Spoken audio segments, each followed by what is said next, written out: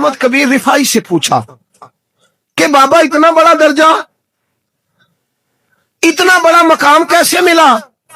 तो बाबा जी कहने लगे, जिंदगी में कभी किसी को हकीर नहीं समझा, किसी को कभी हकीर, कभी किसी को अपने से कमतर नहीं समझा। तो अल्लाह ने, देखे ना, अगर आप नहीं समझेंगे तो उसके लिए भी आपको उन्वान मिल जाएंगे, और अगर समझना है अपने आप को बड़ा तो उसके लिए भी मौके मिल जाते हैं। हजरत शफीक बल्खी बहुत बड़े सूफी बुजुर्ग हुए, पर नौजवान थे, जवानी में ही अल्लाह ने बड़ा मर्तबा दिया।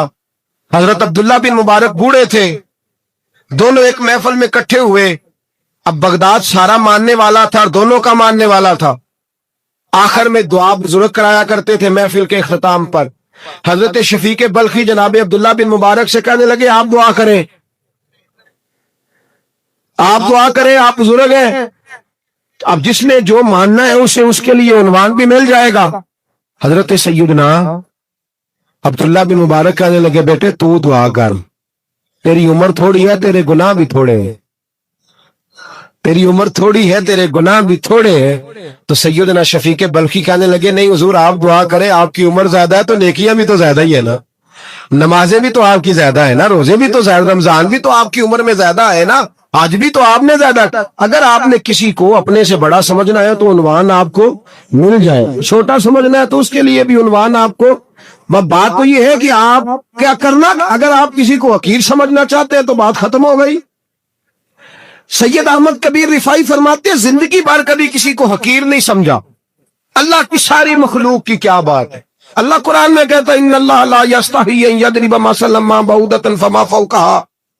अल्लाह शर्म नहीं करता कि एक मच्छर की मिसाल बयान करे या उससे भी कमतर।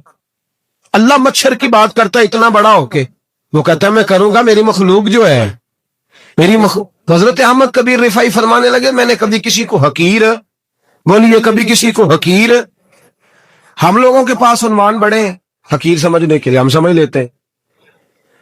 अमीर आदमी कहता है गरीब मेहनत क्यों नहीं करता, मेहनत करे अमीर हो जाएगा, उन्वान हुआ कि ना तनकीद करने का। 4 बच्चे हैं, करें कमाई, अमीर हो जाएंगे। अब वो हकीर समझ रहा है गरीब को, गरीब भी अमीर को हकीर समझता है। वो भी कहता है जो इसने कमाया सारा ही हराम है, जायज एक पैसा नहीं, उसने भी हकीर समझ लिया।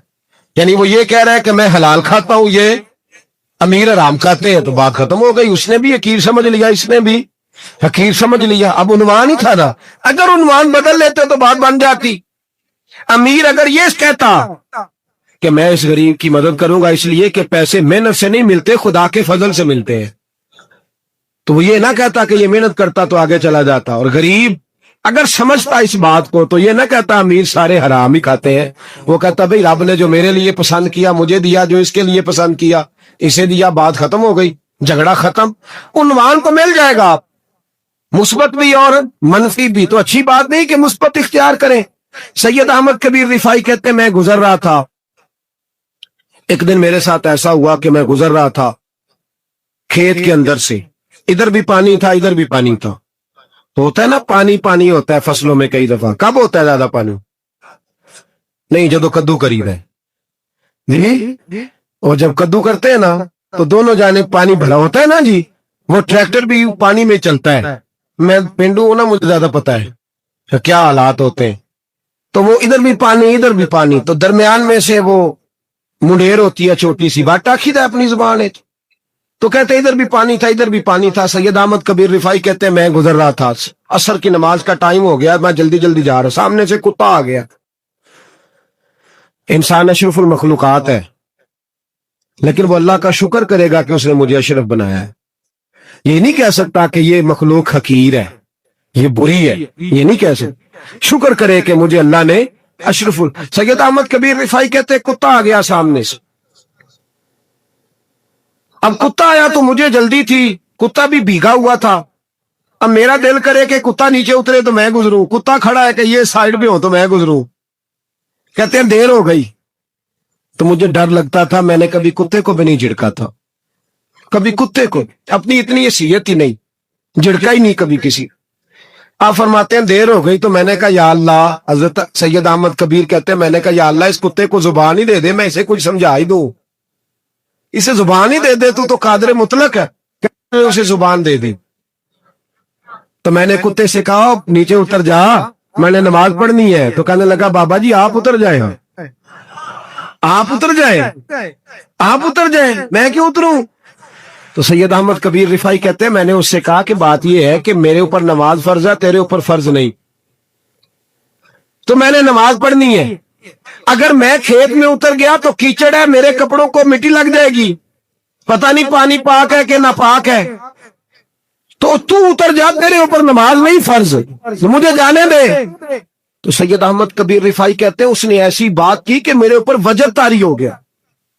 کتے نے بات کی تو میں کانپنے لگا. راتی جاگے شیخ صداویں, راتی جاگ دے کتے, تیتھوں کتے مالک دا در مول نہ چھڑ دے, پاویں مارو 100 جتے تیتھوں کتے, او ایک برکی دا قدر پچھانن پاویں مالک ہومن ستے تیتھوں کتے, رکھا سکھا کھا دنے جا رکھاں وچ ستے تے تیتھوں اتے.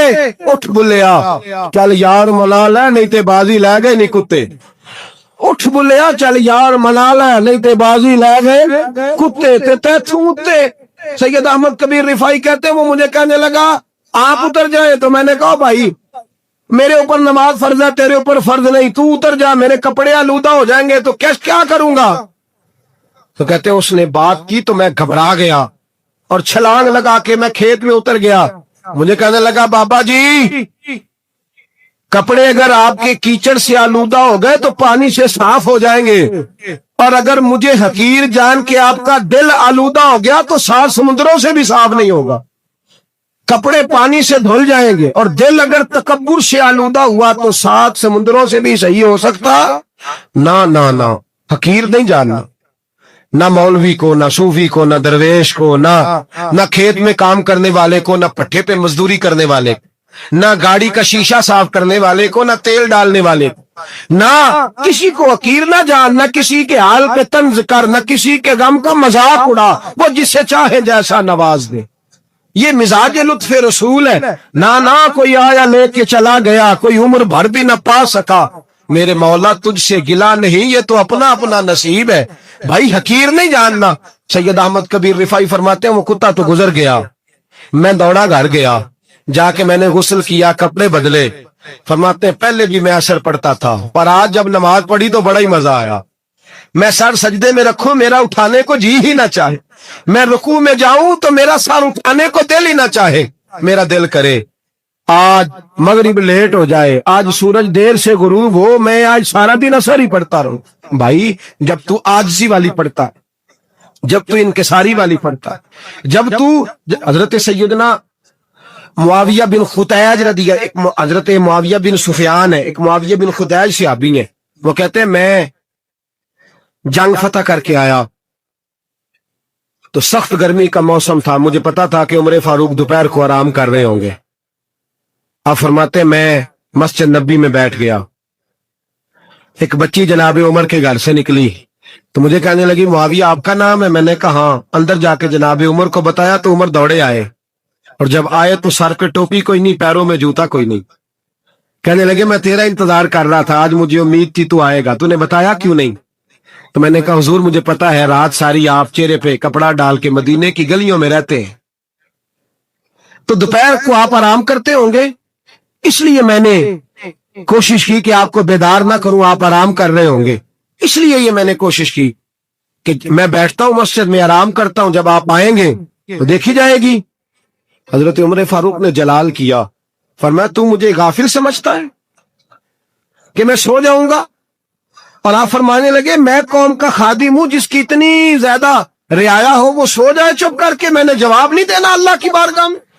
فرمایا میرے امیروں کی طرح سونے جاگنے کے وقت مقرر نہیں, میں قوم کا خادم ہوں, جس وقت بھی آیا کرو مجھے جگا لیا کرو, مجھے قبر میں جا کے خدا کو بھی جواب دینا ہے, محمد مصطفیٰ کو بھی جواب دینا ہے. میرے بھائی یاد رکھیں یہ چیزیں پیدا, اور پھر ہم نے ان تکلفات میں نے کئی دفعہ یہ بات بیان کی ہے, اب تو لوگ رشتے کرتے ہیں تو ڈی سی کالونی میں کرائے کا مکان خریدتے ہیں, 2-4 غیروں کی گاڑیاں منگا کے دروازے کے آگے کھڑا کر, رشتہ ہو جاتا ہے بڑا گھر دیکھ کے, اور جب شادی کے چوتھے دن پتہ چلتا ہے کہ یہ کرائے کا مکان تھا, تو رشتے مکانوں پہ قائم نہیں ہوتے, اعتبار پہ قائم ہوتے ہیں. وہ اعتبار ٹوٹتا ہے تو زندگی بھر قائم نہیں ہوتا دوبارہ. جو آپ ہیں آپ وہی رہیں, جو آپ نہیں ہیں وہ کبھی بننے کی کوشش نہ کریں. اور میرے عزیز یہ بھی یاد رکھیں, عاجزی آپ کو سوار دے گی. اور ویسے بھی ہم اللہ کے حضور جانے والے, اگر پردوں میں چھپ کے چلے جائیں گے تو بچ جائیں گے. اور اگر ہم اپنا آپ دکھاتے ہی رہیں, ساری زندگی اسی چکر میں رہیں کہ مجھے بھی پوچھو, مجھ سے بھی مشاورت کرو, میری بھی بات سنو, تو یہ انا کی دوڑ تو شہرت کی بھی ہوتی ہے. اور نبی پاک صلی اللہ علیہ وسلم نے اس کو بھی بیان فرمایا ہے کہ یہ جو تیرے اندر چیز پیدا ہوتی ہے نا, میں جانا جاؤں پہچانا جاؤں, اس سے بھی اپنے آپ کو بچا. صحابہ کے بعد جس شخص کی خلافت سب سے مضبوط ہوئی وہ حضرت عمر بن عبدالعزیز تھے. اتنی بہترین خلافت کی کہ لوگوں کو حضرت عمر کا زمانہ یاد آ گیا. حضرت عمر بن عبدالعزیز عراق میں رہنے والی ایک عورت تھی. اس عورت کا خامد فوت ہو گیا تو 5 بچیاں یتیم تھی. وہ عراق سے چلی اور جناب عمر بن عبدالعزیز کے پاس آئی کہ آپ میری بچیوں کا وظیفہ لگا دیں. وہ کہتی ہے جب میں پہنچی نا یہاں تو اب تو استقبال, آنا جانا بڑے معاملات ہیں. آپ تو بچی کی بارات آئے اور 5 7 10 20 لوگ دروازے پہ کھڑے نہ ہو تو بارات ناراض ہو جاتی ہے. کہتے ہمارا استقبال ہی کسی نے نہیں کیا. تو استقبال تو اب اس طرح ہے جس طرح نشہ نہیں ہوتا, یہ استقبال کی حالت ہے, امیروں سے لے کے غریبوں تک. مجھے پوچھا ہی نہیں کسی نے, کرسی نہیں دی, آگے نہیں بٹھایا, یہ والا معاملہ ہے. اور میں میری طرح کے لوگ نیک لوگوں کی بات نہیں کرتا. اب تو ہم دیکھتے ہیں فلاں مولانا کا استقبال ہو رہا, فلاں کے لیے لوگ کھڑے ہو رہے ہیں, نعرے لگ رہے ہیں. اور اب تو میں دیکھتا ہوں ایسے ایسے ہاتھ لہراتے ہیں صوفی اور درویش کہلانے والے, جیسے سیاسی لیڈر لہرایا کرتے. یہ کیا طریقہ ہوا, یہ کون سا طرز زندگی؟ میرے نبی پاک صلی اللہ علیہ وسلم نے فرمایا جو خواہش کرے کہ میں آؤں اور لوگ کھڑے ہوں وہ تو جہنمی ہے, تو دوزخی ہے. سارے وہی طریقے ہم اختیار کرتے جا رہے ہیں, وہی پروٹوکول ہے ہر جگہ. وہ لوگ جن کے دروازے کھلے ہونے چاہیے تھے وہاں بھی ہر وقت کے لیے معاملات طے ہو گئے. یاد رکھیں میرے نبی پاک علیہ الصلوۃ والسلام نے جو تعلیمات دی, حضرت عمر بن عبدالعزیز رحمت اللہ تعالی علیہ. عورت کہتی ہے میں پہنچ گئی, میں نے لوگوں سے پوچھا گھر کہاں ہے, تو کہا وہ جہاں بوری لٹک رہی ہے نا باہر, ٹاٹ کا پردہ لگا ہوا ہے, وہ حضرت عمر بن عبدالعزیز کا گھر ہے. کہتی ہے میں دروازے پہ دستک دی, ایک عورت نے دروازہ کھولا تو مجھے بی بی جان کے اندر بلایا. تو ان کے گھر کے اندر جب میں داخل ہوئی تو بڑا سارا سین تھا, ایک جانب کنواں لگا تھا, ایک طرف ایک بڑا درخت تھا, اور ایک چھوٹا سا بنائی ہوئی تھی جگہ برتن دھونے کے لیے. اور بی بی نا برتنوں کو مٹی لگا کے صابن لگا کے بیٹھی ہوئی تھی, کام کر رہی تھی وہ عورت. مجھے اس نے درخت کے نیچے بٹھایا, پانی پلایا. کیسے آئی ہو؟ میں نے کہا امیر المومنین سے ملنا ہے. کہنے لگی بیٹھو تھوڑی دیر میں آ جاتے. کہتی تھوڑی, میں نے سمجھا گھر کی کوئی ملازمہ ہے, میں بیٹھ گئی. تھوڑی دیر گزری, پھر دستک ہوئی, اس بی بی نے اٹھ کے دروازہ کھولا. تو جب وہ شخص اندر آئے تو کہنے لگی بڑی دیر سے برتنوں کو صابن لگا کے بیٹھی ہوں, کہاں رہ گئے تھے؟ کہتی ہیں وہ صاحب کہنے لگے بس ذرا مصروف ہو گیا تھا. دوڑے گئے, کنویں سے پانی نکالا, بی بی کو دیا, اس نے برتن دھوئے. کہتی ہے پھر تھوڑا سا سرکہ اور ایک رات کی روٹی وہ لائی, اس شخص نے کھائی. میں نے کہا کہ یہ دونوں گھر کے ملازم ہیں, میاں بیوی کام کرتے ہیں. جب وہ کھانا کھا چکے تو وہ عورت میرے پاس آئی, کہنے لگی اٹھ کے مل لو امیر المومنین سے. میں نے کہا کون امیر المومنین؟ تو کہنے لگی کب سے تو آئے ہیں, یہ جس نے کنویں سے پانی نکالا یہی مسلمانوں کا امیر ہے, اور یہ جس نے درخت کے نیچے بیٹھ کے سرکے سے روٹی کھائی ہے یہی ہے. یہ فرشتوں کی داستان نہیں, یہ وہ لوگ ہیں. میں رات کو بھی کہہ رہا تھا ایک جگہ پہ کہ یہ لوگ جو ہے نا جن کا آپ روز شکوہ کرتے ہیں حکومتیں بڑی خراب ہیں, یہ کوئی نہیں خراب, بالکل خراب نہیں. جتنے سیاسی لیڈر ہیں سارے صحیح ہیں. خراب وہ لوگ ہیں جو انہیں ووٹ دے کے لیڈر بناتے ہیں, بالکل خراب نہیں. میں تو ان کے حق میں ہوتا جا رہا ہوں. ناراض ہو گئے نا آپ لوگ؟ اللہ کرے تسی ہو جاؤ تے اگلے الیکشن سے سیانے بھی ہو جاؤ, آمین تو کہہ دے. میں نے کوئی مشورہ نہیں دینا, اس لیے کہ میری نظر میں کوئی ایسا شخص نہیں جس کے لیے میں آپ سے کہہ سکوں کہ ووٹ دیں. اور ہم تو ایسی بات کریں تو کئی لوگ ناراض ہو کے چلے جاتے ہیں, لیکن کوئی پرواہ نہیں, اس لیے کہ یہ دین میرے نبی پاک کا دین صرف مسجد کا دین نہیں. انشاءاللہ آئندہ جمعہ نظریہ پاکستان بیان کروں گا. اور بتاؤں گا کہ پاکستان کا مطلب کیا، لا الہ الا اللہ محمد رسول اللہ صلی اللہ علیہ وسلم۔ حضور کا جو قرآن نافذ ہوگا مسجد میں، وہ قرآن کچہری میں بھی نافذ ہوگا انشاءاللہ، اور وہ قرآن نافذ ہونے آیا ہے، اسمبلیوں میں وہی قرآن نافذ ہوگا انشاءاللہ، اور یہی چراغ جلے گا تو روشنی ہوگی۔ بیان کریں گے اور ڈٹ کے بیان کریں گے، آپ کو بتائیں گے۔ بس جو بات سمجھا رہا ہوں فی الوقت وہ سمجھے، مجرم وہ نہیں جو بڑا بن کے لوٹتا ہے، مجرم وہ ہے جو اس کو سپورٹ کرتا ہے، جس نے اسے بڑا بنایا ہے۔ یہ یاد رکھ لیں، ہماری کوئی بچت نہیں ہوگی، ہم سے پوچھا جائے گا، ہم سارے کچہری میں کھڑے ہوں گے، اللہ سوال کرے گا کہ تم بتاؤ تم ان کے مددگار کیوں بنے تھے، تم سپورٹ کیوں کرتے تھے، یہ پوچھا جائے گا اور ہم نے جواب دینا ہے۔ بہرحال عام دام پر سر مطلب، جناب عمر بن عبدالعزیز رحمت اللہ علیہ کے وہ بی بی گئی تو کہنے لگی کہ یہ امیر المومنین نے کہا، وہ اٹھ کے حاضر ہوئی، کہا حضور میں عراق سے آئی ہوں، میرا خاوند فوت ہو گیا، میری 5 بیٹیاں ہیں، وظیفہ لگا دے۔ وہ بی بی کہتی ہے میرا دل تھا کہ یتیم بچیوں کا 100 دینار سال کا لگا دیں گے تو بڑی بات ہے۔ کہتی ہیں جب میں ان کے پاس گئی تو حضرت عمر بن عبدالعزیز کو بتایا تو وہ رونے لگ گئے اور مجھ سے معافیاں مانگنے لگے۔ میں نے کہا حضور آپ کیوں معافی مانگتے ہیں؟ تو کہنے لگے اس لیے معافی مانگ رہا ہوں کہ تو میری رعایا میں تھی اور تیری 5 بچیاں یتیم تھی، تجھے خود چل کے آنا پڑا ہے، میرا کام تھا تیری خبر لیتا، معاف کر دے اللہ کی رضا کے لیے۔ انہوں نے وظیفہ لکھنا شروع کیا تو میری ایک بچی کا 1000 دینار سال کا لکھا۔ میں نے کہا اللہ تیرا شکر ہے۔ پھر دوسری بچی کا 1000 لکھا تو میں نے کہا اللہ تیرا شکر ہے۔ تیسری کا 1000، چوتھی میں نے کہا شکر ہے۔ جب چوتھی کا لکھا تو میں نے کہا اللہ آپ کا اقبال بلند کرے، اللہ آپ کو ہمیشہ اسی طرح پھلتا پھولتا رکھے۔ کہتے ہیں جناب عمر بن عبدالعزیز نے قلم رکھ دیا، فرمانے لگے میں 5ویں کا وظیفہ نہیں لکھوں گا، 4 بہنوں سے کہنا بانٹ کے اسے بھی دے دیں۔ کہا حضور کیوں؟ آپ فرمانے لگے جب تک تو اللہ کا شکر ادا کر رہی تھی میں بھی رب سے جڑا ہوا تھا اور اللہ سے ڈر کے لکھ رہا تھا، اب تو نے میری تعریف کی ہے، اب میری ذات آ گئی ہے، اب میں اگر یہ وظیفہ لکھوں گا تو اس سے اللہ راضی نہیں ہوگا، اس سے میرے نفس میں ریا پیدا ہوگا، اب میں 5ویں کا نہیں لکھوں گا، جا اور جا کے عراق کے گورنر کو دے۔ بی بی کہتی ہے میں گھوڑے پہ بیٹھی اور میں چند دنوں کے بعد عراق پہنچی، جب سویرے آ کے میں نے والی عراق کو رکا دیا تو وہ چیخ مار کے رویا۔ میں نے کہا کیا ہوا؟ تو کہنے لگا بی بی آج رات کو حضرت عمر بن عبدالعزیز کا انتقال ہو گیا، فوت ہو تو انتقال کر۔ کہتی میں بھی تڑپ کے روئی۔ میں نے کہا میری یتیم بچیوں کا کیا بنے گا؟ تو وہ گورنر کہنے لگا تیرے وظیفے جاری رہیں گے، تجھے ملتے رہیں گے۔ تو کہنے لگی کیسے؟ کہنے لگا میں اگر تو گورنر رہا تو تیرا وظیفہ جاری رہے گا، اور اگر گورنری سے اوپر بھی گیا تو میں ذاتی طور پہ مالدار ہوں، پھر بھی تیری بچیوں کے ماہانہ پیسے پہنچتے رہیں گے۔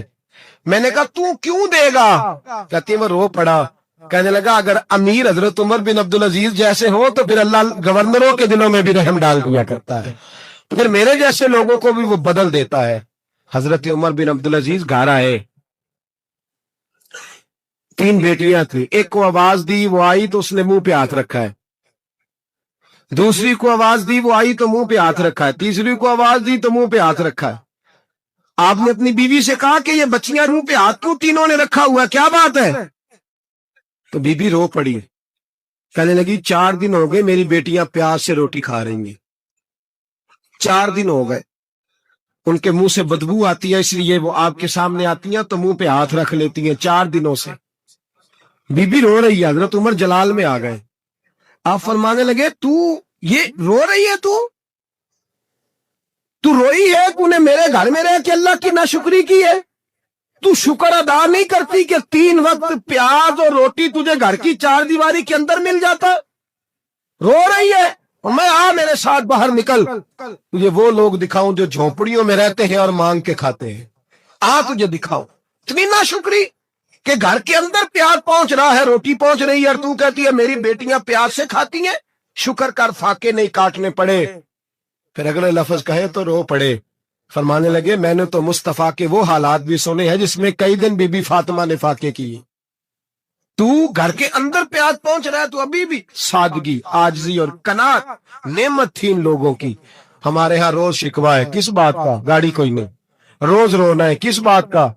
بنگلہ کوئی نہیں، روز رونا ہے، کس بات کا؟ بینک بیلنس کوئی نہیں۔ 10 जोड़े क्यों नहीं ईद पे आए। और ये सिर्फ औरतों का मसला नहीं, हमारे अंदर भी ये बात बदरजे औला। हम रोज अपने आप को मिस्कीन कहते हैं, गरीब कहते हैं, लाचार कहते हैं, मजबूर कहते हैं। कभी देखो वो जो झोंपड़ियों में रहते हैं, कभी पलट के देखो लोगों की तरफ जो पैदा हुए तो आंखें कोई नहीं थी, हाथ कोई नहीं थे, पैर कोई नहीं थे। वो देखो जो पैदा हुए तो सर पे बाप का साया कोई नहीं था। कैसे कैसे लोग वक्त गुजार रहे। हम रोज आके कहते हैं कारोबार ठंडा हो गया है, हालात बड़े खराब हो गए, हम बड़े मजबूर। क्या हो गया साहब? अल्लाह के दिन है सारे, अल्लाह के दिन है। वसल अच्छा है ना फिराक अच्छा है, यार जिस हाल में रखे वही हाल अच्छा है। बस अपने आप को मुतमईन करें, आजिज़ी, इनके सारी किनात, सादगी, इसको अपनी जिंदगी का हिस्सा बनाए। अल्लाह दौलत सुकून अता कर देगा। आखिर दावाना अनिल हम्दुलिल्लाह।